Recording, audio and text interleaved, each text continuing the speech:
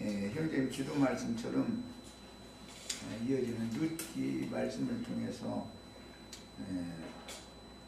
하나님이 주준비해 두신 구원사가 우리들의 구원의 말씀이 될 수 있도록 오늘도 주의 말씀이 강력하게 우리 심지에 새겨지도록 주의 성령께서 역사하시길 바라고, 오늘 증거되는 말씀이 우리 각자의 구원의 말씀이 될 수 있도록 믿음으로 다 화합하는 은혜가 다 있기를 주의 이름으로 기도합니다.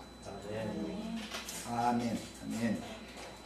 자, 이번 시간에는 룻기 2장을 읽는데, 내가 한 절 읽고 우리 지체들이 한 절 교독해서 23절까지 읽고 자료 말씀으로 말씀을 나가도록 하겠습니다. 나오미의 남편 엘리멜렉의 친족으로 유력한 자가 있으니 그의 이름은 보아스라. 모압 여인 룻이 나오미에게 이르되, 원하건대 내가 밭으로 가서 내가 누구에게 은혜를 입으면 그를 따라서 이삭을 주겠나이다 하니, 나오미가 그에게 이르되 내 따라 갈지어다 하니, 룻이 가서 베는 자를 따라 밭에서 이삭을 줍는데 우연히 엘리멜렉의 친족 보아스에게 속한 밭에 이르렀더라. 마침 보아스가 베들레헴에서부터 와서 베는 자들에게 이르되, 여호와께서 너희와 함께하시기를 원하노라 하니, 그들이 대답하되 여호와께서 당신에게 복 주시기를 원하나이다 하니라. 보아스가 베는 자들을 거느린 사환에게 이르되 이는 누구의 소녀냐 하니, 베는 자를 거느린 사환이 대답하여 이르되, 이는 나오미와 함께 모압 지방에서 돌아온 모압 소녀인데, 그의 말이 나로 베는 자를 따라 단 사이에서 이삭을 죽게 하소서 하였고, 아침부터 와서는 잠시 집에서 쉰 외에 지금까지 계속하는 중이니이다. 보아스가 룻에게 이르되 내 딸아 들으라, 이삭을 주우러 다른 밭으로 가지 말며 여기서 떠나지 말고 나의 소녀들과 함께 있으라. 그들이 베는 밭을 보고 그들을 따르라. 내가 그 소년들에게 명령하여 너를 건드리지 말라 하였느니라. 목이 마르거든 그릇에 가서 소년들이 기르는 것을 마실지니라 하는지라.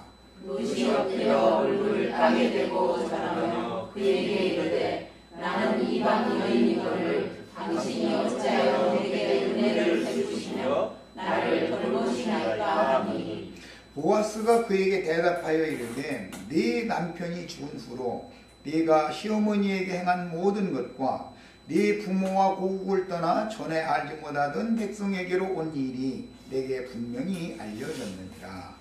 여호와께서 네가 행한 일에 보답하시기를 원하며 이스라엘의 하나님 여호와께서 그의 다리 아래 보호를 받으러 온 우리에게 온전한 삶을 주시기를 원하노라 하느니라. 룻이 이르되 내 주여 내가 당신께 은혜 있기를 원하나이다. 나는 당신의 하녀 중에 하나와도 같지 못하오나 당신이 이 하녀를 위로하시고 마음을 기쁘게 하는 말씀을 하셨나이다 하니라.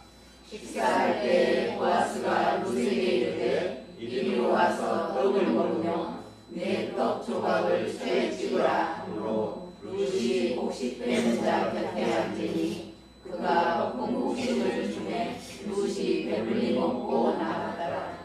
룻이 이삭을 주우러 일어날 때 보아스가 자기 소년들에게 명령하여 이르되 그에게 곡식단 사이에서 죽게 하고 책망하지 말며 또 그를 위하여 곡식 다발에서 조금씩 뽑아버려서 그에게 죽게 하고 꾸짖지 말라 하니라.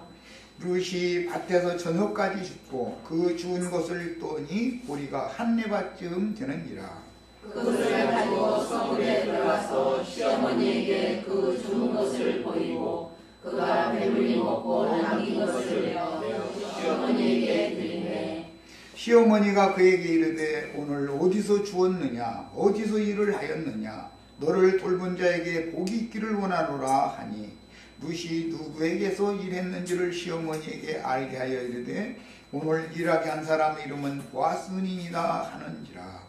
나오미가 자기 며느리에게 이르되 그가 여호와로부터 복받기를 원하노라. 그가 살아있는 자와 죽은 자에게 은혜를 베푸기를 그치지 아니하노라 하고 나오미가 또 그에게 이르되 그 사람은 우리와 가까우니 우리 기업을 누른 자 중에 하나이니라 하니라. 모압 여인 룻이 이르되 그가 내게 또 이르기를 내 추수를 다 마치기까지 너는 내 소년들에게 가까이 있으라 하더이다 하니 나오미가 며느리 룻에게 이르되 내 딸아 너는 그의 소년들과 함께 나가고 다른 밭에서 사람을 만나지 않는 것이 좋으니라 하니라. 이에 룻이 보아스의 소녀들에게 가까이 있어서 보리 추수와 밀 추수를 마치기까지 이삭을 주며 그의 시어머니와 함께 거주하니라. 아멘. 지난 시간까지는 이제 소원과 룻기 배경에 대해서 말씀을 나눴고, 오늘은 이제 룻기가 전반적으로 말하고자 하는 하나님의 구원 방법에 대해서 말씀을 나누고자 합니다. 자료 말씀을 내가 한 달락 있고 우리 지체들이 한 달락 있고 이렇게 자료 말씀을 읽어보도록 하겠습니다. 인간 세상에서는 고국을 떠나 이민을 갈 때 고국에서 돈이 될 만한 것을 다 팔아서 나름의 미천을 가지고 당세에 흥왕하며 득세하는 타국으로 가서 자리를 잡아보려고 단단한 각오를 하고 떠나게 마련이므로 엘리멜렉과 나오미도 당연히 흉년을 피하여 모압 땅으로 갈 때는 단단한 각오를 하고 떠났지만 이방인들에게 가서는 모든 것을 잃고 늙은 아내 나오미와 젊은 과부들만 뒤에 남겨둔 채로 죽은 것입니다. 이런 상황은 신약에서 아버지의 집을 떠난 둘째 아들의 상황과 같으니 스비슨 제자는 희년의 누리기를 율법으로 정하신 여호와의 구원 방법이 무엇인지를 가르쳐주며 울면서 주님께로 돌아와서 아픔의 세월을 다 지켜보신 하나님께 사명과 호소를 통해서 자신의 교만함과 무지를 고백하게 하시는 젊은 자의 부르심에 굴복할 수밖에 없는 자신의 무능을 철저하게 가르쳐 주십니다. 이 내용이 룻기의 전반적인 하나님의 구원 방법이다. 그러니까 교회가 흔히 지금 자기 예배당으로 사람들을 불러모아가지고 자기 예배당에 나오면 구원받았고 죽으면 천당 가고 이런 얘기를 하는 게 아니다 하는 것이에요.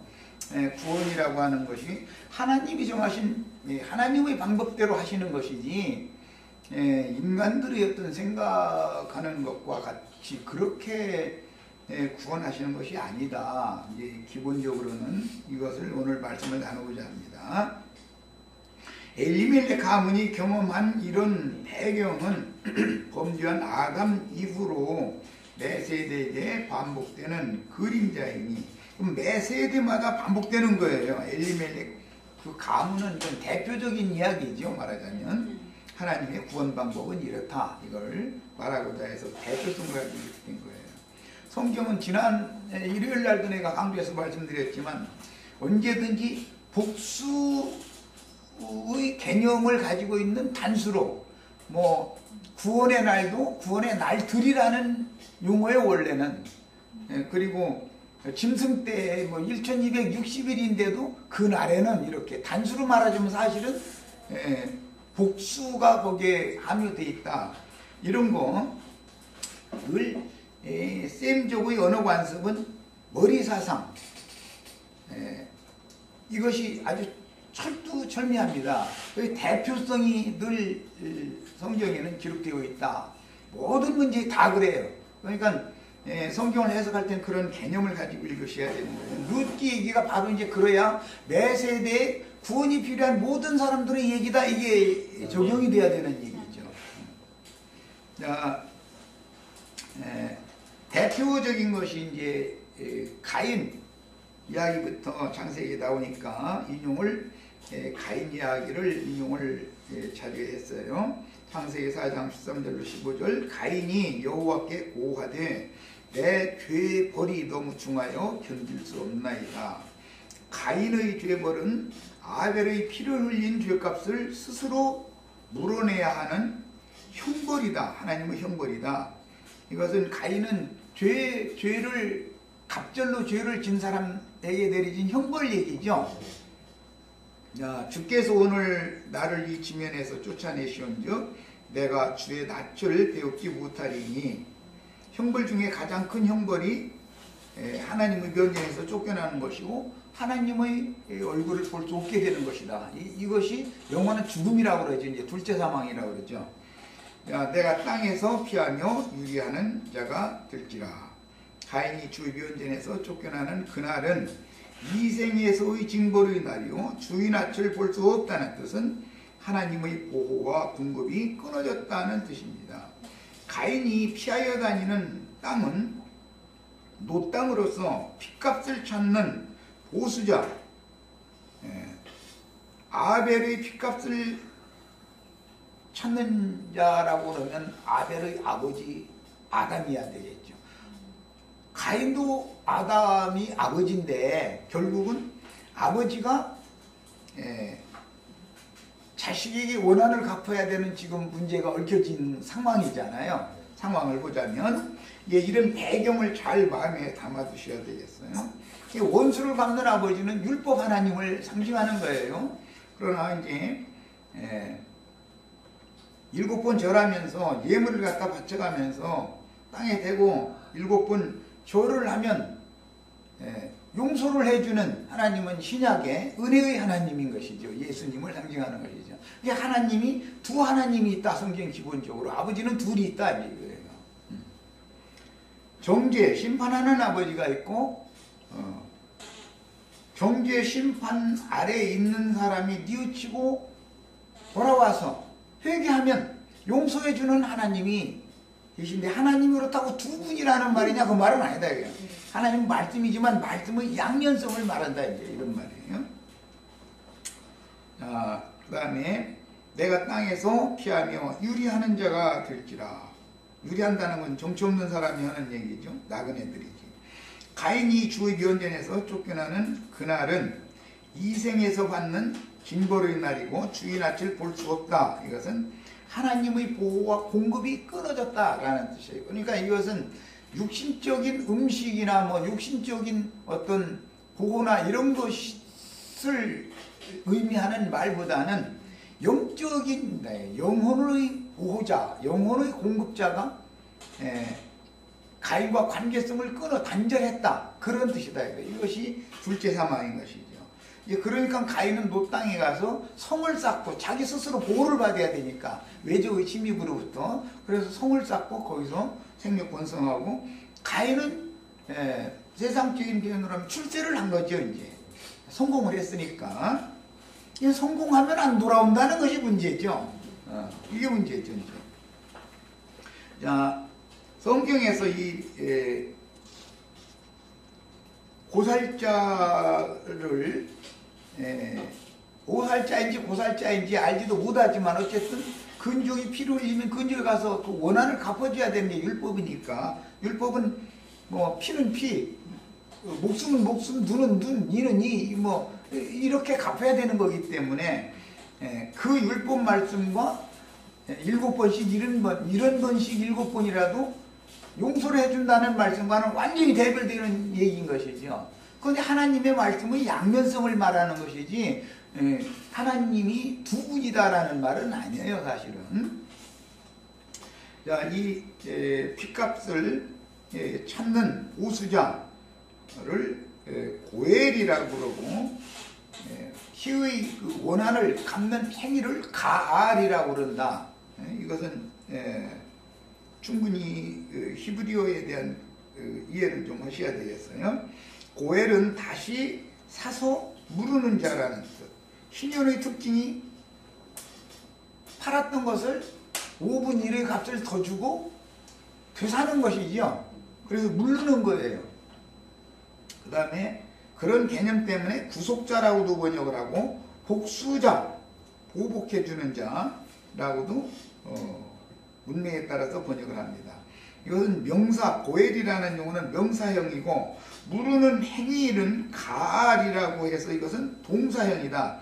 같은 그 개념을 가진 누르는 자, 구속자, 복수자라는 뜻이지만 복수자냐, 복수하는 행위냐, 눌러주는 행위냐에 따라서 용어가 바꿔진다. 이제 그 말이에요. 자, 그 다음에 그러므로 율법에 정해진 고엘은 실제로는 예수님을 상징한다. 그 다음에 율법에 정해진 가알이라고 하는 그거는 예수님의 십자가 구속을 말한다 이거예요. 구속 행위. 죽고 장사되고 부활 승천했다가 성령으로 다시 오셔서 믿는 이들을 데리고 아버지의 그 왕국에 인도해 가시는 상태, 그런 행위, 이런 것을 가알이라고 그럽니다.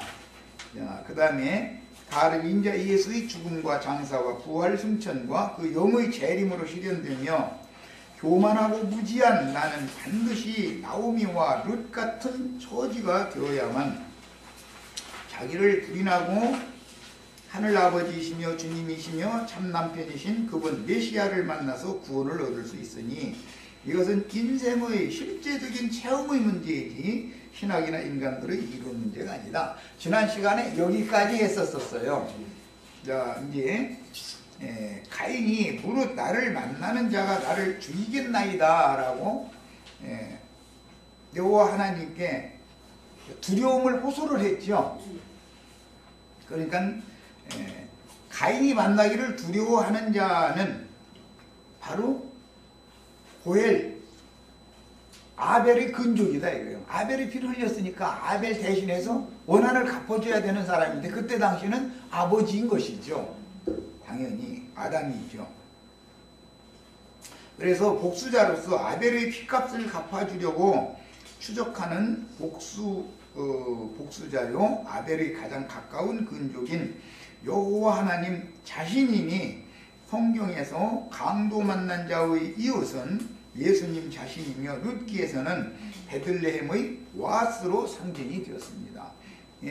이런 개념 때문에 도피성 율법에 정해져 있죠. 민수기 35장, 신명기 19장, 여호수아 20장 이런 데는 도피성으로 도망가라. 네가 만약에 고의적으로 살인을 한 것이 아니고 오사를 했을 경우는 살인죄보다 더 큰 죄가 없으면 이제 생명으로 되갚음을 당하는 거니까 그러면 그 복수자인 고엘에게 붙잡히기 전에 빨리 도피성으로 도망가게 하기 위해서 요단 동편에 요단 서편에 세섬 없이 가장 백성들이 빨리 도망갈 수 있는 거리 그리고 대로 길을 막 크게 이게 만들어놔서 도망가기 쉽게 만드는 게 이게 율법이었었던 것이죠.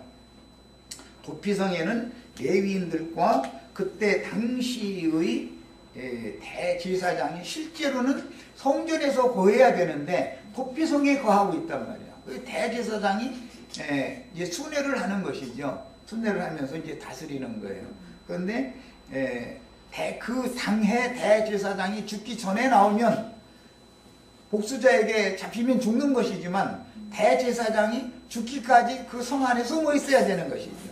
그러면 그 도피성에서 보호를 받는다. 이게 도피성이라는 게 신약의 교회에 대한 상징이다. 이게 모든 마땅히 죽을 수밖에 없는 죄를 진 자들이 교회 안에서 나가면 율법 하나님의 사명을 맡은 검사들이 경찰들을 이제 파견해가지고 추적해서 잡아들이게 만든다. 이거. 그럼 죽는다. 이건 정죄받고.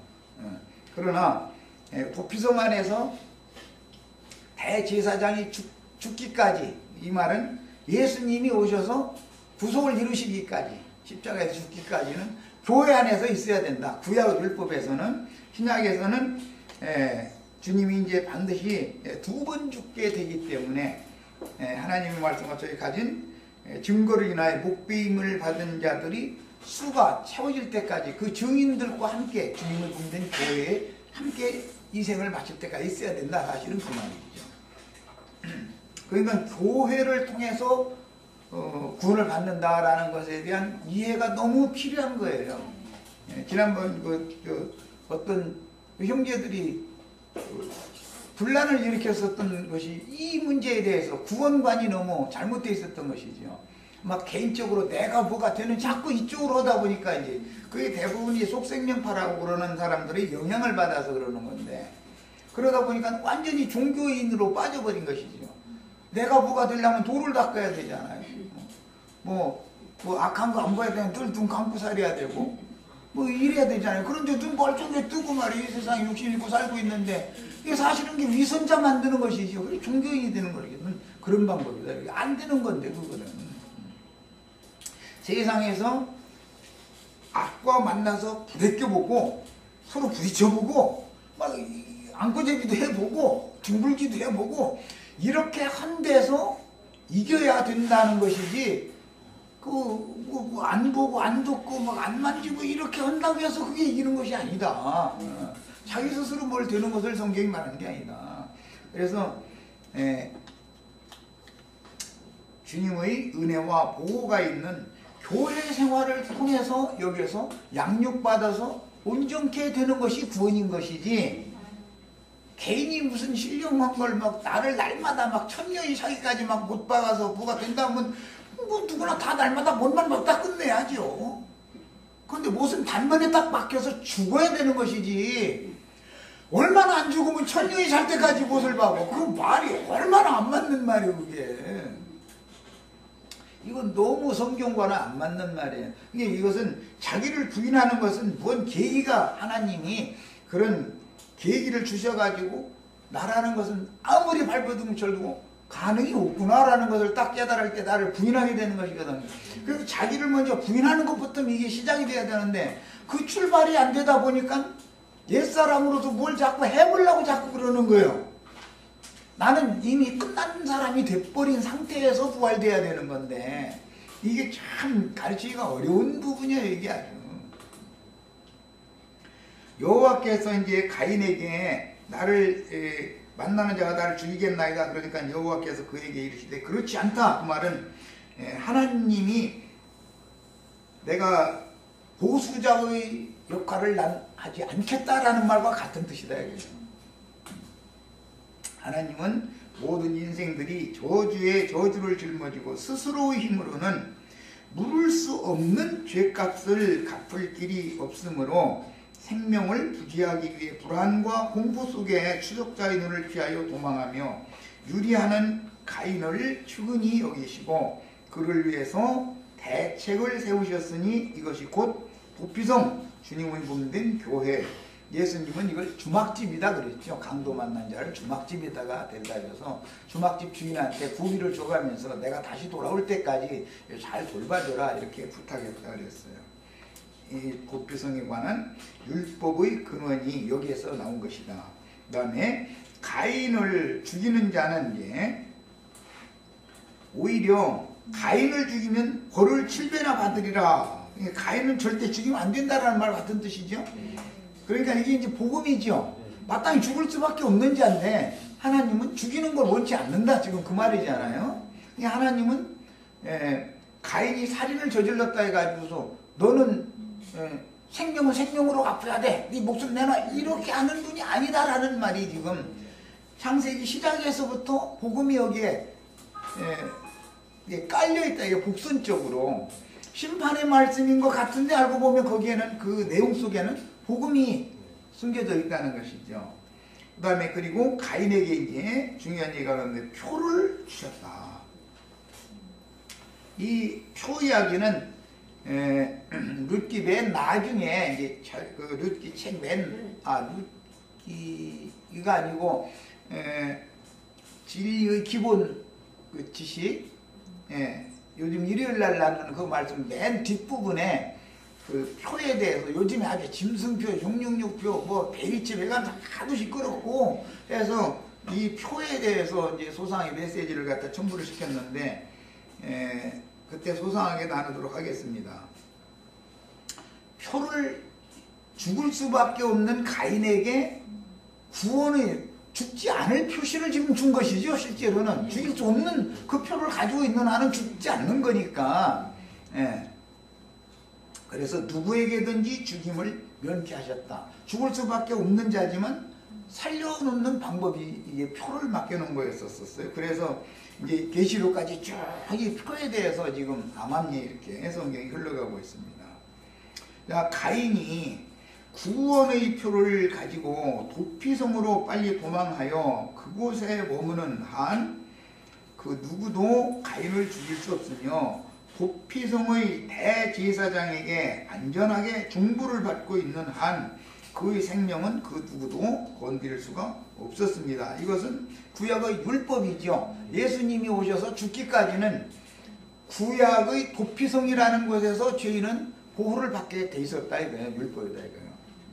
그런데 이것이 이제 신약에서 예수님이 율법의 수종자이기 때문에 율법을 이루어 놓으신 것이죠. 그리고 나서는 도피성이라고 하지 않고 내 교회를 세운다 이렇게 말을 바꿨지 이제.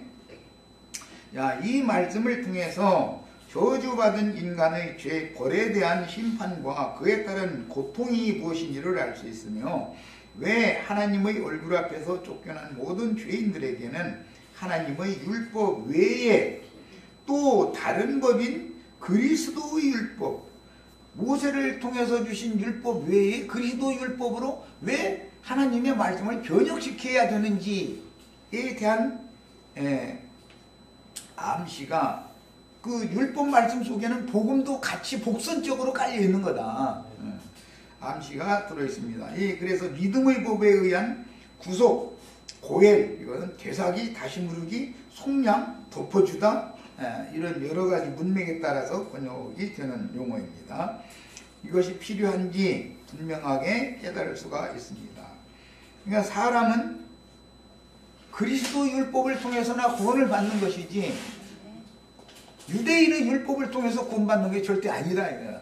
율법 행위로 구원받는 게 아니다 이거야 절대로. 믿음으로 행해야만 구원을 받는 것이지. 믿음으로 행한다는 것은 교회 생활을 의미하는 거예요. 주님이 지시하신 대로 교회 생활을 회복해야 된다 이거야. 물은다, 회복한다라는 말은, 돌아온다는 말은 실제로는 교회 생활을 회복하는 거예요.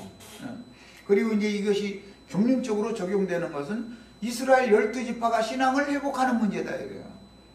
육신적으로 이스라엘 나라를 회복해서 세운 것이 완전한 회복이냐 그게 아니다.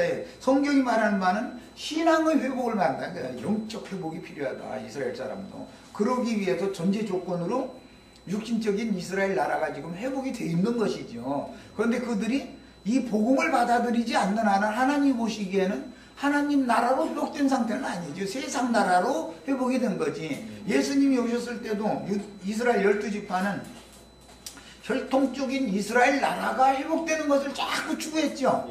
그것에 붙잡혔죠. 그러나 예수님은 그것은 하나의 표상일 뿐이고 그것을 예로 들어서 너 영혼이 회복되어야 된다는 걸 자꾸 말하는 거다. 이게 신앙을 회복시켜야 된다는 걸 말하는 거다. 이것이 오늘날도 계속 혼동이죠. 지금 기독교계 세상 나라가 다 지금 그래가지고 메시아닉 주 이거 운동하는 사람들은 아주 이스라엘 나라가 이렇게 세워져서 성전이 새로 건축이 돼야 되고 막 이거 아주 목숨 걸었어. 아주 그 사람들 거기 그냥 얼마나 열정인지. 그리고 우리나라 사람으로서 뭐 히브리어 뭐 가르치는 거 이런 사람들은 벌써 발음 딱 들어보면 이 선생님은 메시아니 주 선생님을 따라가들보다는 금방 히브리어 발음만 들어보면 금방 알아. 그리고 그 내용도 얼마나 너무 잘하는 거야. 그런데 실제는 복음을 합니다. 이거 사람 주고 하죠. 이게 얼마나 놀라운 일인지 몰라야죠. 어줍지 않게 무슨 한국 사람으로서 한국말로 되어 있는 성경도 제대로 몰라가면서 히브리어 헬라어 막 하고 막 그냥 심지어 이런 사람들 보면 가만 들어보면은 피스피스피스하게 나가다가 함정으로 딱 빠지고 함정으로 딱 빠지고 꼭 그러는 걸 발견하면서 이야 이게 하나님의 뜻이다. 사람을 일부러 그렇게 걸려 넘어지도록 벌림돌이 되게 만들어 놔버린 것을 볼 수가 있어요. 우린 절대 그래서 교만해지시면 안 돼요. 그런 사람들한테 전도를 할 수 있게 하기 위해서 우리도 그들이 잘하면 그걸 배워야 된다. 목사님들이 한 5, 6년 전, 10여 년 전만 해도 당신 신학이나 했어? 꼭 그랬죠? 그래서 그때는 내가 뭐라 했어? 우리도 신학을 알아야 된다. 우리도 신학을, 그들이 기독교계가 주장하는 신학을 우리도 알아야 된다. 그렇지 않으면 그 사람들한테 전도를 올라오면 당신 신학 아느냐고 신학 가지고 나오니까 우리가 신학을 가지고 대적을 해야 되니까 신학이 아는 사람이 당신이 배운 신학이 잘못됐지 않냐 성경이 말하는 이 말씀과 이것을 증거를 하려면 우리도 신학을 알아야 된다. 그때는 내가 신학을 또 자꾸 이제 배워야 된다 그랬는데 지금은 이제 히브리어 배워야 된다. 이거 머리 아파 죽겠다. 우리가 머리 아플 거 하나도 없어. 전도를 하려면 교만한 자들이 가지고서 주장하고 자기 권세 주장하려고 하는데 이 함부로 오남용하고 칼질하고 있는 이것을 우리가 알고 대적을 해야지 모르면 당하게 돼 있다 이거예요. 모르면.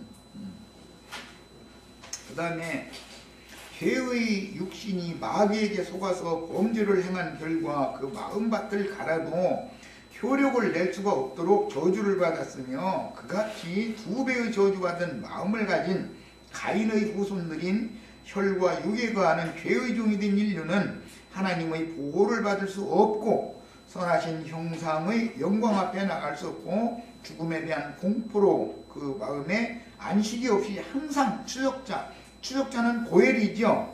세상으로 말하는 검찰이잖아요.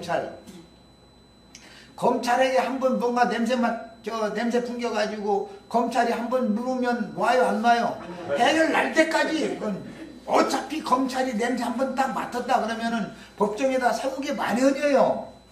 검사는 그거 월급 받고 하는 일이 그거니까. 그래서 사탄의 사자는 하여튼 뭔가 냄새를 풍겼다가 그러면은 어떻게 알고서 쫓아와가지고 비밀리에 추적을 하는 거예요. 그래서 사람 데리고 못 산다 그러죠. 이 사탄의 사자는 죄진 사람에서 나오는 인간 냄새를 얼마나 먼지도 잘 맡는지 너 이놈 냄새 풍겼어 하면은 뒷조사를 얼마나 절대절명하는지 몰라. 아주. 그리고 막 서로 한 사람 그거 아무것도 아닌 죄 추적을 해서 하는데 서류뭉치 재판석에 보면 이만큼이죠. 판사는 그거 다 읽으면 머리 아파 죽. 변호사가 내는 소리가 이만큼이지. 검사가 내는 소리가 이만큼. 판사는 그거 다 읽어봐야 돼. 양편 말을. 나보고 판사 하라면 난 안 해. 머리 아파.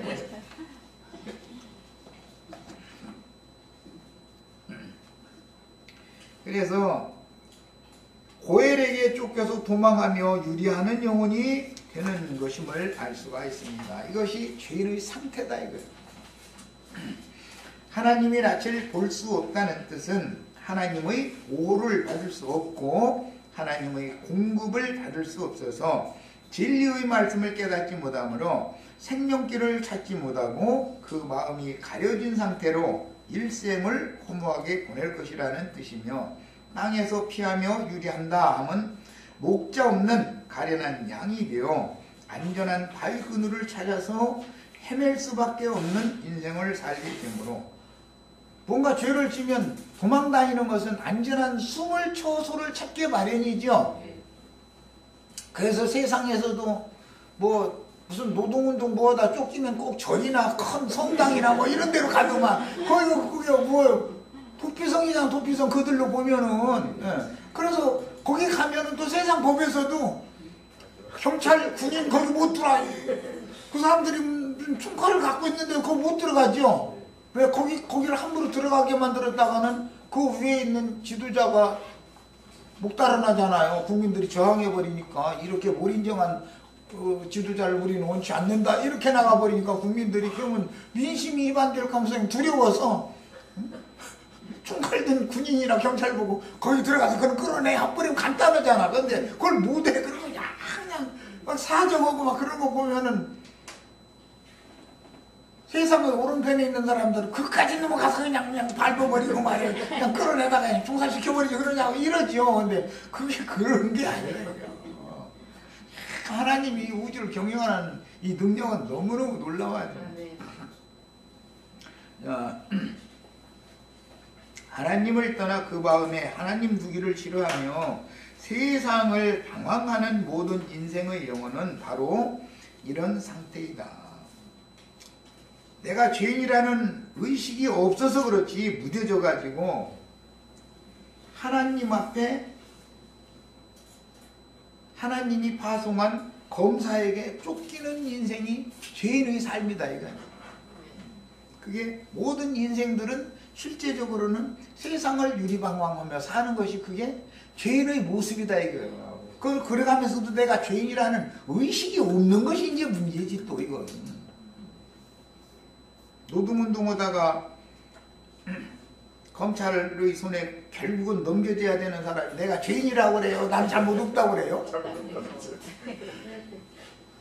절에 도망가고 컨선당에 도망갔던 사람이 경찰에 잡혀가면서 나는 죄인입니다. 그러고 잡혀간 사람은 하나도 못 봤어. 잡혀가면서까지도 나는 끝까지 싸울 겁니다. 막 이러고. 아니 세상 나라의 공의를 집행하라고 왕을 하나님이 세워놨는데 복종할 줄을 모르고 그렇게 한다 해가지고 누가 답답해? 저만 답답하지. 복종하는 법을 배워야 되는데 그게 안 되는 거예요 사람들은.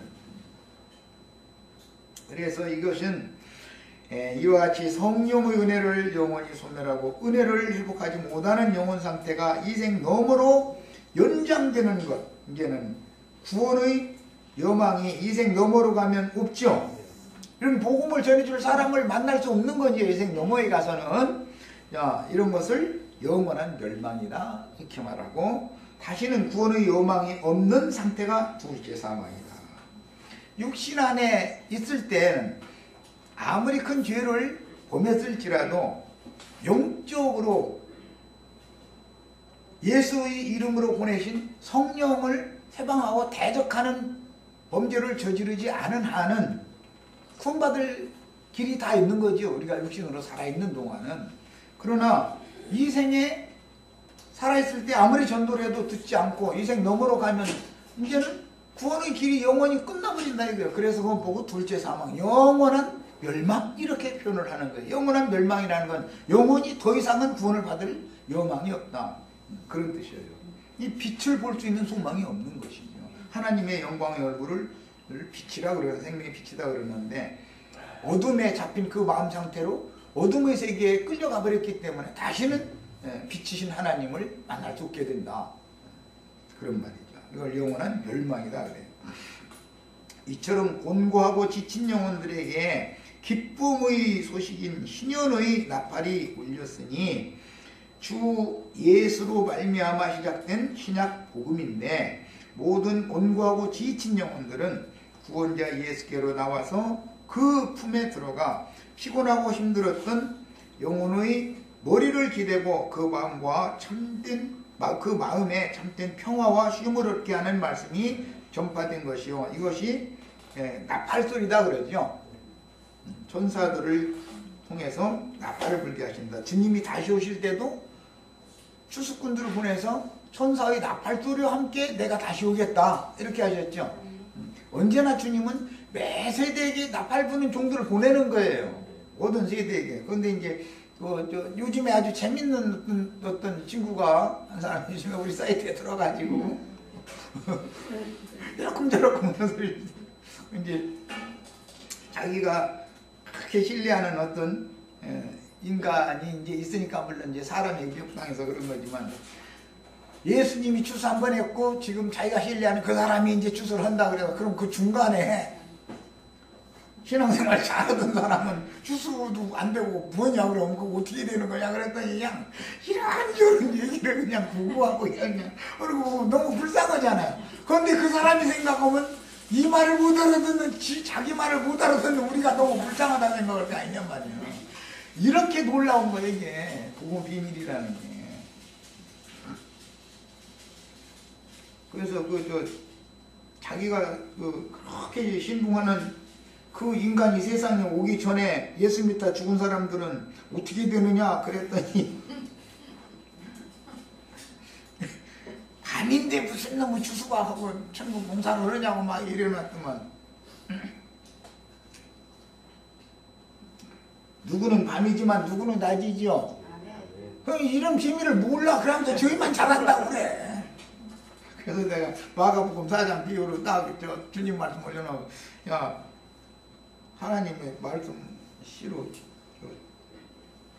심어놨더니 밤낮으로 자고 깨고 하는 사이에 자기도 모르게 자라가지고 열매 맺고, 열매가 이제 익으면 추수 때가 오나 그때 낫을 댄다 그랬는데, 그러면 혹이 나오면 낫도 있는데 밤과 낮이 교차되는 건 그럼 무슨 뜻이냐.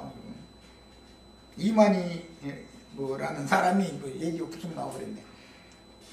세상에서 그 쓸데없는 소리 하기 전에, 이제 뭐 거기서는 쓸데없는 소리라고는 안 했지만, 그 사람이 전도를 하기 전에는 그러면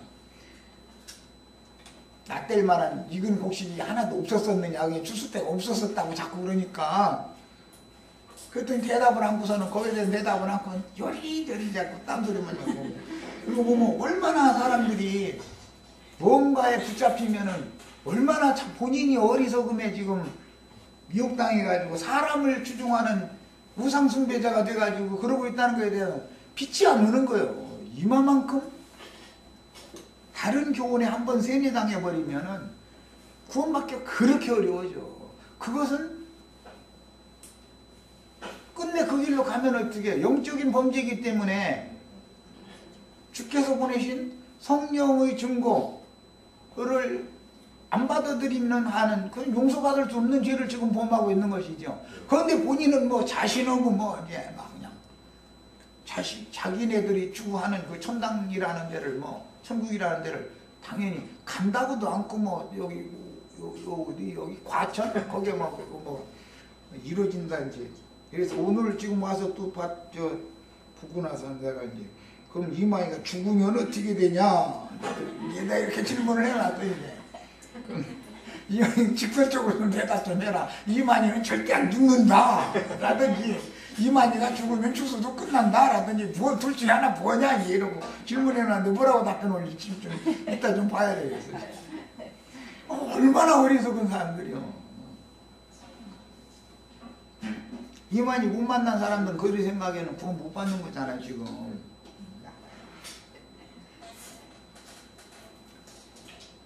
그 죄는 영적인 죄이기 때문에 둘째 사망이 이미 그 확정되어 있는 거예요. 구원이 없어 그거는. 다른 차라리 살인을 하는 죄는 돌이키면 용서받을 수 있어. 그렇다고 또 아니다 그럼 가서 용서받을 거냐 살인하겠다고 하시지 말고, 옛날에 하고 싶으면 해라 내가 그랬더니 또 그렇게 정도로 그러냐 하도 말이 많으니까 그거 하시지 말고, 살인, 간음, 도적질, 이게 세 가지가 죄의 대표잖아. 그런데 뭐 용서받을 수 있다면 오늘부터 가서 내 간음할 거라고. 옛날에는 하고 싶으면 해보라고 그랬는데 하시지 마, 해봐야 재밌던 거. 한번 하고 싶으면 한번 해보라고 내가 이제 그랬더니, 그거 가지고 말이 많고 어떤 형제 걸려 넘어지는 데는 그것이 굉장히 큰 역할을 했어요. 그 말이 지금. 그래가지고 이 말을 조심해야 되겠구나. 그게 소화가 안 되는 거죠. 하나님은 동생 아벨을 죽인 가인에게 심판을 선고하셨으나 여전히 구원의 길을 제시하셨으니 그것은 죄가 더한 곳에 은혜도 더하셨다는 말씀과 같이, 가인에게 육체의 저주를 당하게 하심은 여전히 자신의 죄과를 돌아보고 돌이키라는 선하신 하나님의 복음이 그 안에 들어있는 말이다. 당연히 피를 흘렸으니까 피는 피로 갚아야 되니까 자기 생명을 내놔야 되잖아요, 목숨을. 그런데 너를 아무도 만나서 너를 죽이지 못하도록 내가 표를 맡긴다 해가지고 가인을 보내면서 오히려 너를 죽이는 자가 벌을 7배나 받는다 이렇게 말씀을 하셨으니까, 율법 말씀의 저주인 것 같지만 알고 보면 그 속에 복음이 다 이렇게 복선적으로 숨겨져 있는 거다. 그 다음에 오늘날 많은 사람들이 저주받은 인간들에게 구원의 길을 제시해주는 성경 말씀을 읽을 때 뱀에게 점유당한 본능적인 선악을 아는 지식의 관념으로 성경을 읽기 때문에 저주의 저주가 임한 자신의 옛사람을 대표하는 가인에게서 죄값을 반드시 찾되 대속죄물로 죽임을 당하신 어린 양으로 대신받는 거예요. 이거 무르기죠? 내가 죽는 것이 아니라 나를 대신해서 누군가가 죽어줘야 되는 것이 대속제물이다. 이것이 무르는 율법의 실현이다 이거예요. 이게 대속제물로 죽임을 당하신 어린 양을 받으시고 나를 용서하여 저주 즉 죄의 벌의 올무에서 해방시켜 주고자 하는 하나님의 구속을 무시해버리고 자기는 복음을 믿어서 구원을 얻었다고 자긍하는 이런 사람들이 있는 것은 시작부터 자기를 부인하는 것부터 시작이 되지 않았기 때문에 내가 여전히 펄펄 살아가지고 내가 하나님을 기쁘시게 하려는 이 생각이 끝나지 않는다 이거예요. 이건 뭐예요? 선악과의 독이 해독되지 않는다 그 말이다.